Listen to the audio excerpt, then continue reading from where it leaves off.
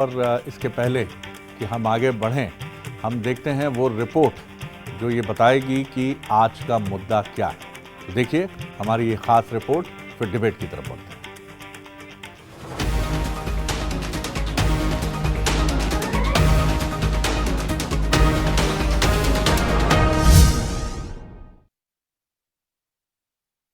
BJP के school में admission open है। जिनका मन कांग्रेस की पाठशाला में नहीं लग रहा है, वो इस स्कूल में एडमिशन ले सकते हैं। जी हां, अपने स्थापना दिवस 6 अप्रैल को बीजेपी कुछ इसी अंदाज में मेगा ज्वाइनिंग अभियान चलाने जा रही है और दावा यही किया जा रहा है कि इस दिन करीब 1 लाख कांग्रेसी बीजेपी का दामन थामने जा रहे हैं। बीजेपी ने तो इसके लिए बाकायदा ज्वाइनिंग टोली भी बना रखी है, जिसने किसी भी कीमत पर अपना टारगेट पूरा करने का संकल्प ले रखा है। प्रदेश अध्यक्ष बी.डी. शर्मा जी और माननीय मुख्यमंत्री मोहन यादव जी ने ये टास्क दिया है कि हर बूथ पर ज्वाइनिंग होगी। हम लक्ष्य उसका 1 लाख के आसपास का रखा है, प्रत्येक बूथ पर ज्वाइनिंग का। और मैं मानता हूं कि सबसे बड़ी ज्वाइनिंग हिंदुस्तान की मध्य प्रदेश में 6 तारीख को होगी। कांग्रेस में लगभग भगदड़ के हालात हैं और भगदड़ के हालात होने के कारण से आज कांग्रेस लगभग डूबता जहाज हो गई है। इधर कांग्रेस में जैसा कि गोपाल भार्गव ने कहा था, पक्की बेर की तरह कांग्रेसी बीजेपी की झोली में गिर रहे हैं। फिर चाहे उन्हें कोई गंदगी बोले या कचरा, सबसे गंभीर हालात कांग्रेस के सबसे मजबूत गढ़ छिंदवाड़ा में है, जहां रोज कांग्रेसी बड़ी संख्या में हाथ छुड़ा रहे हैं। हालात ये हैं कि अब कमलनाथ खुद दरवाजे दरवाजे पहुंचकर अपने लोगों को मना रहे हैं। मंगलवार रात कमलनाथ अचानक उनके सबसे करीबी रहे दीपक सक्सेना के घर पहुंच गए और उन्हें धृतराष्ट्र बनने की जगह सुदामा बनने की सलाह दी। कांग्रेस का कहना है कि अब तो बीजेपी को अपना नाम ही कांग्रेस पार्टी रख लेना चाहिए। यानी बीजेपी अपने आप को कांग्रेस बनाने की कोशिश कर रही है, यही हुआ ना। तो भारतीय जनता पार्टी की जगह भारतीय जनता कांग्रेस पार्टी नाम क्यों नहीं रख लेते अपनी पार्टी का। इन्हें एक तरफ तो कहते हैं कि ये कांग्रेस विहीन भारत का निर्माण करना और अपनी पार्टी को कांग्रेस बनाने में लगे हुए। अरे भाई, जो नेता बीजेपी में जा रहे हैं, मैं उनसे कहना चाहता हूँ, जब बीजेपी स्वयं को कांग्रेस बनाने में लगी हुई है तो कांग्रेस पार्टी में ही रहे ना, मूल संस्था में, वहाँ काहे को जा रहे हैं। बीजेपी बम्पर भर्तियां खोलकर अपना स्थापना दिवस का जश्न मना रही है, लेकिन इस बात का ख्याल उसे रखना ही होगा कि कहीं बाद में उसे छटनी अभियान भी ना चलाना पड़े। नमस्कार, मैं हूं शरद द्विवेदी और आज का मुद्दा में आपका बहुत बहुत स्वागत है। और आज का मुद्दा है बीजेपी में एडमिशन ओपन। तो जाहिर तौर पर जो शेर हम बार बार पढ़ते भी रहे कि जो भी आता है वही दिल में समा जाता है, न जाने कितने दरियाओं का प्यासा है समंदर मेरा। कुछ यही मिसाल है इस समय जिस तरह से कांग्रेस की लहरें उमड़ कर, घुमड़ कर भारतीय जनता पार्टी के समुद्र में मिल रही हैं। तो जाहिर तौर पर ये बताता तो है कि एडमिशन ओपन है। हाँ, इस एडमिशन से जुड़े हुए कई सवाल हैं। सवाल हैं तात्कालिक महत्व के, सवाल हैं एक नुकसान पहुंचाने के कांग्रेस को, सवाल ये भी हैं कि इतने सारे लोगों को लेने के बाद आप उनका क्या करेंगे और क्या ये परिस्थितियां हमेशा ऐसी ही रहेंगी, ये भी एक बड़ा सवाल है। बहरहाल पहले वो 3 सवाल देखिए जो आज का मुद्दा से जुड़े हुए हैं। सवाल नंबर 1, बीजेपी का मेगा ज्वाइनिंग अभियान कांग्रेस पर दबाव बनाने की कोशिश है। बेशक सवाल हाँ में है। सवाल नंबर 2, बीजेपी का अभियान मतदाताओं के जहन पर क्या असर डालेगा। ये बहुत इंपॉर्टेंट है सर।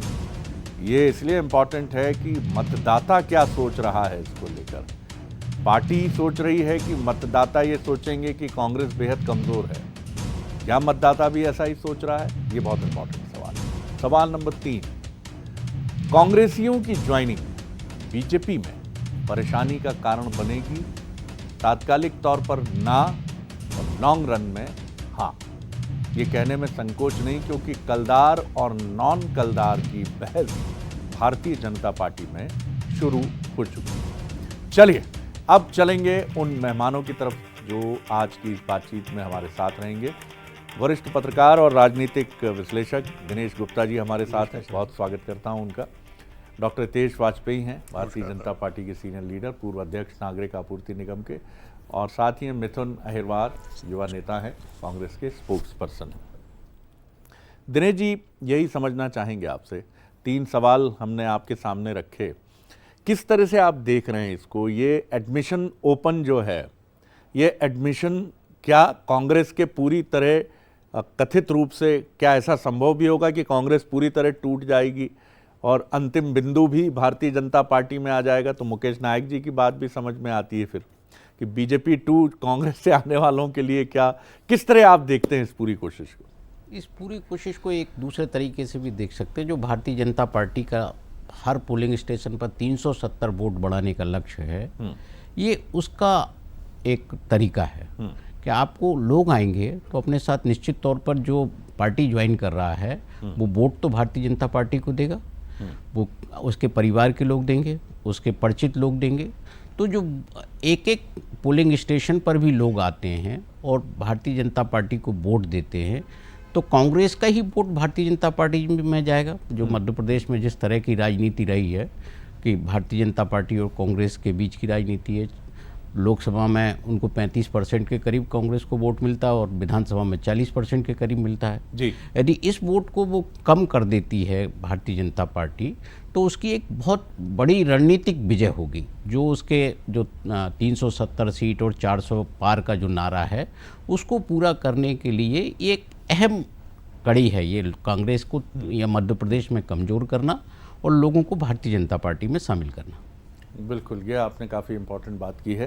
डॉक्टर हितेश वाजपेयी, अभी नागरिकता संशोधन कानून हमने देखा, इतनी बड़ी संख्या में जो कांग्रेस से लोग आ रहे हैं, जाहिर तौर पे उनके लिए उस तरह की पीड़ा नहीं होगी जिस पीड़ा को ध्यान में रख के बीजेपी ये कानून लेकर आई है कि भाई आप दोयम दर्जे के कार्यकर्ता बने रहिए और विधानसभा चुनाव, लोकसभा चुनाव या राज्यसभा के लिए आपका कोई राइट नहीं है। ऐसा तो होगा नहीं। आप किस तरह देखते हैं इस चुनौती को? 1 लाख लोग लाने की बात स्थापना दिवस पर है और निश्चित तौर पर ये देश में अपनी तरह की फर्स्ट ऑफ इट्स काइंड है। जी देखिए, बिल्कुल सही कहा आपने, और आपने जो तुलना भी करी उस सीए से करी, वो बड़ी रोचक और बड़ी एक्यूरेट है। क्योंकि सीए में किसी की जो नागरिकता है वो कुछ छीनने का कानून नहीं है जो लोग हैं जी।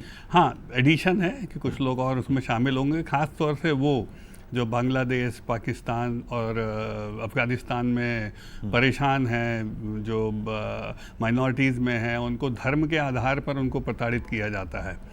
और चूंकि हम जानते हैं ये मुस्लिम कंट्रीज़ हैं, तो स्वाभाविक है कि नॉन मुस्लिम्स हैं उसमें बड़ी संख्या में। तो अब उसको आप कांग्रेस से तुलना कर रहे हैं, चूंकि आपने सिमिली यूज़ किया, तो ये बात भी सच है कि कांग्रेस में जिस प्रकार से आप नेताओं को बड़ी संख्या में भारतीय जनता पार्टी में आते देख रहे हैं, एनडीए से जुड़ते देख रहे हैं, जैसे संजय निरुपम जी आज उन्होंने मुक्त हो गए हैं वो कांग्रेस से, खुद ही उन्होंने, आपने देखा, एक बड़ा चेहरा रहे वो जी। तो वो भी एक जैसे उदाहरण है। तो नेता तो शरद जी ज्वाइन कर लेते हैं और कांग्रेस है लीडर बेस पार्टी, तो हमारे बूथ पे बैठा कांग्रेस का कार्यकर्ता क्या करे? अच्छा बताइए आप। तो अच्छा, नेताओं को तो बड़ी बड़ी मालाएं लेके हम लोग यहाँ ज्वाइनिंग भी करा लेते हैं और लीडर बेस पार्टी है, तो स्वाभाविक है कि बूथ पर जो उनसे जुड़ा कार्यकर्ता है वो भी चाहता है कि हम जुड़ें। तो 6 अप्रैल चूंकि हमारा स्थापना दिवस है, तो हमने एक बिल्कुल दिनेश जी ने ठीक कहा कि 370 वोट यदि हमको बढ़ाने हैं तो बूथ पर जो की वोटर होते हैं वो यदि विभिन्न दलों के हैं या विभिन्न व्यवसाय वर्गों से हैं और इवन कांग्रेस से हैं, ज़रूरी नहीं केवल कांग्रेस से हैं, तो उनको भी पार्टी में शामिल कराने का एक बड़ा अभियान 6 अप्रैल को लिया जा रहा है। और ये लोग, अच्छा, की वोटर वो होते हैं शरद जी, जो दिनेश जी ने तो सब कुछ तो बता दिया, मेरे लिए कुछ रहा नहीं, कि वो 100 घरों का, 50 घरों का, 20 घरों का, यानी कि 100-500 वोट से लेके 1000 वोट तक का प्रतिनिधित्व कर सकते हैं। वो ताकत रखते हैं, उसको वो वोटों को इधर उधर भी ले जा सकते हैं, उनकी साख होती है वोटों पर जिनकी बूथ पर साख है ना, उनके नेता वहाँ बचे कांग्रेस में, वो भाजपा में आ गए हैं, आ रहे हैं लगातार, और ना ही उनकी कोई पूछ परख जब उनके नेताओं की नहीं हो रही है तो बूथ पर तो बड़ी दिक्कत है। चलिए, तो स्वाभाविक है कि ऐसी परिस्थिति में भारतीय जनता पार्टी उनके लिए एक संस्थागत रूप से अच्छा ऑप्शन है और हम 6 अप्रैल को उनको वेलकम करेंगे। तो वेलकम की तैयारी है। मिथुन जी, आपने देखा कि दिनेश जी की बात भी सुनी, डॉक्टर हितेश वाजपेयी की बात भी आपने सुनी। अब क्या कहेंगे आप माफ़ कीजिए, आपने नहीं कहा, लेकिन आपकी तरफ से कुछ नेताओं के सो कॉल्ड जो बहुत ही ख़राब शब्द भी आए कि कचरा हैं और जा रहा है कचरा, फिर कुछ रिएक्शंस बीजेपी की तरफ से भी आए, जबकि मुझे लगता है कि इसको भी एक कहीं आप डिग्निटी से नहीं देख पा रहे हैं, तो भी इतने हार्ड क्रिटिसिज्म या बहुत ही ऐसे तो ना देखें कि बहुत घृणित कोई चीज़ हो रही है अपना। एक पॉलिटिकल सिस्टम है, पॉलिटिकल सिस्टम में ऐसी चीज़ें भी घटती हैं। जी देखिए, सबसे पहले भारतीय जनता पार्टी ने लक्ष्य बड़ा ही छोटा रखा है सर। 65,000 से ज़्यादा बूथ हैं मध्य प्रदेश में, मतलब एक बूथ से ये लोग 2 लोगों को भी नहीं तोड़ पा रहे हैं विश्व की सबसे बड़ी पार्टी होने का दावा। और आपने बहुत अच्छा ये जो लाइन चल रही है एडमिशन ओपन, सर हुआ क्या, इंजीनियरिंग में जब से एडमिशन ज़्यादा होने लगे तो उसकी गुणवत्ता जो है वो भी कम हो गई और प्लेसमेंट में भी समस्या आने लगी। अब जैसे उदाहरण ले सुरेश पचौरी जी का, उनका जो कद है, मैंने कभी भी उनका कद कांग्रेस पार्टी में रहते हुए ज्योतिरादित्य सिंधिया जी से नीचे तो नहीं रहा है, उनका कद बराबर या ऊपर ही रहा है। तो अब भारतीय जनता पार्टी में जाने के बाद उनका कैसा प्लेसमेंट होगा, मुझे उम्मीद है शायद उनके बराबर ही कोई दे, हमारी शुभकामनाएं उनको। लेकिन ये जो बात कही जा रही है कि क्योंकि भारतीय जनता पार्टी में लोग लगातार ज्वाइनिंग कर रहे हैं, तो ज्वाइनिंग से होता क्या है, पूरे देश भर में कांग्रेस पार्टी में न केवल ज्वाइनिंग हो रही, लोग अपनी पार्टियों का विलय कर रहे हैं कांग्रेस पार्टी में। तो क्या भारतीय जनता पार्टी ये मानना चाहेगी कि कांग्रेस पार्टी देश में सरकार बनाने जा रही है? मध्य प्रदेश की बात कर लेते हैं। मध्य प्रदेश में चाहे इनके लक्ष्मण तिवारी जी हों या इनके अजय प्रताप सिंह जी जो राज्यसभा के सांसद हों, उन्होंने इस्तीफा दे दिया, तो क्या भारतीय जनता पार्टी उससे कमजोर हो रही है? मध्य प्रदेश में हमने देखा कैसे कांग्रेस कार्यालय के सामने हज़ारों की संख्या में रोजाना वाहन आते थे, ज्वाइनिंग होती थी। इन्होंने कुछ 16,000 नेताओं की लिस्ट जारी की, हमने प्रमाणिक 25,000 लोगों के नाम गिनाए। रोजाना माहौल यही बन रहा था कि रोजाना कांग्रेस में ज्वाइनिंग हो रही थी, लेकिन उसका परिणाम तो दिखा नहीं। देखिए, बात दरअसल ये है कि भारतीय जनता पार्टी के जो मूल कार्यकर्ता हैं, उनके जख्मों पर नमक रगड़ने जैसा एक बयान भारतीय जनता पार्टी के नेताजी ने कहा कि 15 साल में तुम्हें क्या मिल गया जो नई ज्वाइनिंग वालों को मिलेगा। भूपेंद्र सिंह जी का बयान है। कैलाश विजयवर्गीय जी कहते हैं कि साहब वो जो कलदार सिक्का है वो तो होता है क्या, वो इस ओर इंगित कर रहे हैं कि भाजपा में कुछ खोटे सिक्के आ रहे हैं। अजय विश्नोई जी के तो शब्दों का जो चयन है मैं उसका यहाँ बखान भी नहीं कर सकता। भारतीय जनता पार्टी के मूल कार्यकर्ता की आज पीड़ित है। उनको लग रहा है कि एक तरफ हम संगठन में कमज़ोर होते जा रहे हैं। भारतीय जनता पार्टी ने जो स्टैंड कांग्रेस पार्टी के नेताओं का न केवल मध्य प्रदेश में लिया बल्कि देश भर में लिया, कभी किसी को 70,000 करोड़ का घोटाले का आरोपी बताते थे, कभी किसी को किसी दंगे का आरोपी बताते, सब लोगों को ये अपनी तरफ लेना यदि चाहते हैं तो भारतीय जनता पार्टी की सोच उससे पता चलती है कि इनका आइडियोलॉजी से कोई लेना देना नहीं है, ये केवल इलेक्शन मशीन है, केवल सत्ता से उनको लेना देना है। दूसरी तरफ मैं ये निवेदन करना चाह रहा हूँ कि भारतीय जनता पार्टी ने जो डबल ट्रिपल इंजन के वादे किए थे उसको लेकर के जनता में आक्रोश है। आपने लाडली बहना में कहा था आप 3,000 रुपये देंगे, सर आप नहीं दे रहे। आपने कहा था 2700 का धान 2700 का गेहूं खरीदेंगे, सर आप नहीं खरीद रहे। आपने कहा था 3100 का धान खरीदेंगे। ये सब वादों को लेकर के भी जनता में आक्रोश है और लगातार ज्वाइनिंग की वजह से आपके कार्यकर्ता में आक्रोश है। दोनों मिलकर के आपसे इस चुनाव में बदला लेने जा रहे हैं। दिनेश जी, मिथुन जी बात कर रहे थे कि आइडियोलॉजी की, श्रीलाल शुक्ला होते तो बेहतर रोशनी इस पे डालते कि राजनीति में आइडियोलॉजी क्या होती है, सिर्फ अपनी पार्टी का झंडा आगे बढ़ाना। और ये काम कांग्रेस ने भी खूब किया है और तमाम राजनीतिक दल जो राजनीति में है वो ये काम करते रहे हैं। तो आइडियोलॉजी तो एक ऐसी चादर है जिसकी जब आवश्यकता होती है तो बिछा दी जाती है, बाकी हटा दी जाती है, वो छोड़िए, उस पर हम नहीं जाते हैं। लेकिन क्या ये जो बात कांग्रेस उठा रही, पहले तो इतनी बड़ी संख्या में ये क्यों हो रहा? दीपक सक्सेना भी अगर 6 अप्रैल को आते हैं तो मुझे लगता है छिंदवाड़ा में इससे बड़ा सेटबैक कमलनाथ जी को, नकुलनाथ जी को और कांग्रेस को नहीं होगा।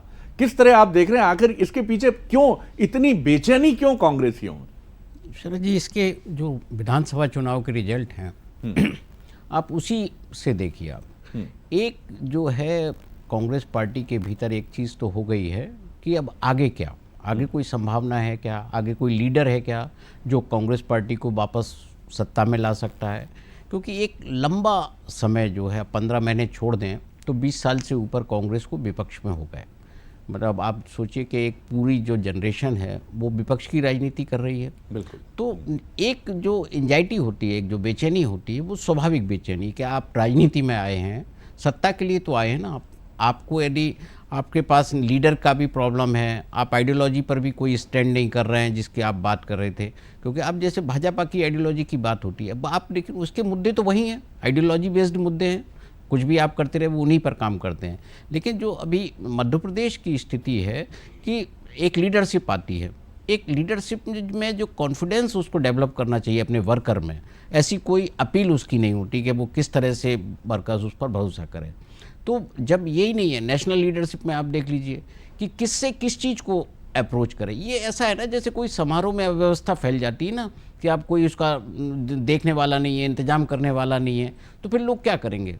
तो निराश तो होते हैं लोग। ये जो निराशा का दौर पार्टी के भीतर है, इसको कहीं ना कहीं बूस्टअप जब तक नहीं करेंगे, मुझे लगता है तब तक ये लोग रुकेंगे नहीं। क्योंकि कहीं राजनीति में जो आया उससे आप ये मत सोचिए कि वो केवल नारे लगाने के लिए आया है या दरी उठाने के लिए आया है। जो भाजपा के कार्यकर्ता की भी बात होती है ना, उसको ये अपेक्षा तो रहती है ना कि वो उसको भी चांस मिलेगा, यदि नहीं मिलेगा तो वो भी निराशा में किसी चुनाव में घर बैठ जाएगा और भारतीय जनता पार्टी चुनाव हार जाएगी।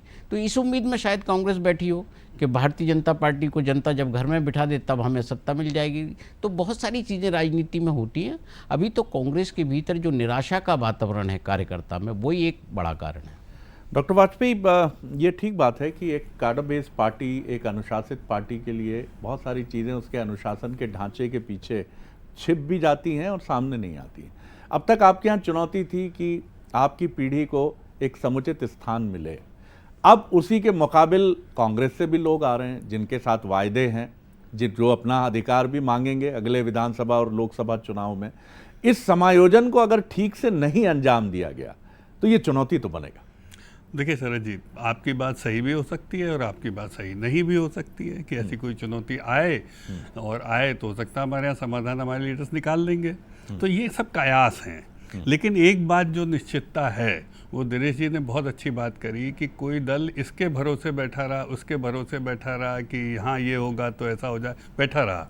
तो एक बड़ा अच्छा गज़ल के दो लाइनें हैं कि सूरज की मानिंद सफ़र पे रोज़ निकलना पड़ता है। राजनीति इतनी आसान नहीं होती शरद जी। सूरज की मानिंद सफ़र पे रोज़ निकलना पड़ता है, बैठे बैठे दिन बदलेंगे इसके भरोसे मत रहना। आप सोचिए, ऑल माइटी सन जो किसी को नहीं देखता है, रोज़ सूर्योदय होता है, सूर्यास्त होता है, वो किसी से पूछता भी नहीं है, और हम स्वयं जानते हैं कि सूर्य की शक्तियों को कैसे देखते हैं। तो मुझे लगता है ये बैठे रहने का समय नहीं है किसी भी दल के लिए। और यदि कोई बैठा हुआ है और केवल फब्तियाँ कसना, केवल नेगेटिव टॉक करना, वो बड़ा आसान है। मैं भी चार बातें कांग्रेस के लिए उल्टी सीधी बोल दूँ, इससे कोई समाधान नहीं निकलना। आज कांग्रेस के वर्कर को नेतृत्व चाहिए, एजेंडा चाहिए। केवल मोदी जी का विरोध, मोदी जी के ये नहीं किया, वो नहीं किया, फलाना, अच्छा आप क्या करोगे? 4 राज्यों में आपने करके दिखाया। दिनेश जी ने जो बोला, क्या आप अपने कार्यकर्ता को नेतृत्व दे पा रहे हो? और बिल्कुल आपने सही कहा। आज हमारा फोकस क्या है? आज सर हमारा 370 हमारा पहले भी एजेंडा था, आज भी है और हमने उसको किया। राम मंदिर हमारा पहले भी एजेंडा है, आज भी है और हमने किया। बीच में कितने नेता आए गए शरद जी, हमारा एजेंडा नहीं बदलता है। और हमारी तो जमानत जब्त होती थी ना इसी एजेंडा पे, आपको ध्यान होगा। और खुशी खुशी आते थे जिनकी जमानत बच जाती थी और हार जाते थे बड़ी बुरी तरीके से, तो खुशी खुशी कार्यालय आते थे आपको। क्यों? क्योंकि सर उस समय नेतृत्व पंडित अटल बिहारी वाजपेयी करते थे, लाल कृष्ण आडवाणी करते थे, जयप्रकाश नारायण जैसा नेतृत्व होता था। तो ये लोगों के अंदर एक आदर्श की जान फूंकते थे, जिसकी तरफ दिनेश जी ने कहा लीडर होते थे। तो आज लीडर की क्राइसिस में कोई अपना भविष्य दांव पे कांग्रेस में नहीं लगाएगा, ये समझिए बात को। और लीडर जहां उसको मिलेगा और नरेंद्र मोदी जैसा ताकतवर लीडर मिलेगा तो स्वाभाविक है कि लोग जाएंगे। तो मुझे नहीं लगता कि केवल बातें करने से ये पलायन रुकेगा, या फप्तियाँ कसने से, या नेगेटिव टॉक करने से केवल, या किसी को बुरा भला कह देने से, कचरा जैसा आपने बताया ऐसा कह देने थोड़ा ना कुछ होता है। और ये वो लोग बोल रहे हैं सर जो खुद ही कितनी बार कांग्रेस छोड़ के अंदर बाहर हो चुके हैं। डॉक्टर वाजपेयी की ये जो बात है, ये काफ़ी हद तक मुझे इस मामले में महत्वपूर्ण लगती है कि फैसले जब आप करते हैं, मैं पढ़ रहा था अभी किसी नेशनल मीडिया में कि जब मुंबई के अधिवेशन में पूछा आडवाणी जी से, उनके करीबी व्यक्ति ने, कि आपने प्राइम मिनिस्टर के लिए अटल जी का नाम कैसे आगे बढ़ा दिया, तो उन्होंने तकलीफ से कहा कि यही सर्वश्रेष्ठ विकल्प है। पीड़ा थी, लेकिन फिर भी उन्होंने ये देखा समयानुकूल क्या है।